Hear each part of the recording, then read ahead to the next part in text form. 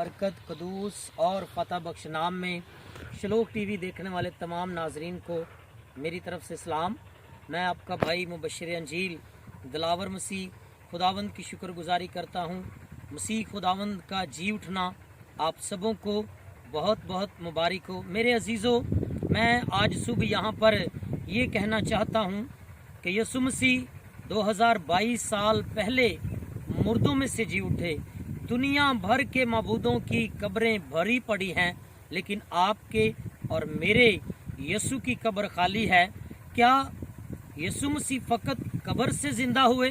क्या मेरा सवाल ये है, क्या आपकी और मेरी ज़िंदगी में क्या यीशु आज ज़िंदा है कि आज भी हमने अपनी तरफ से उसको मुर्दा पाया है?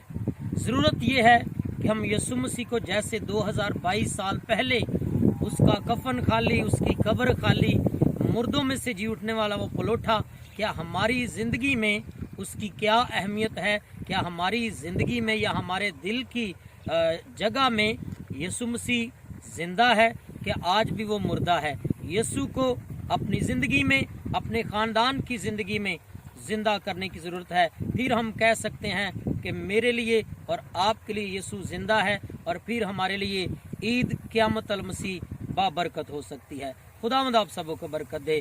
God bless you all.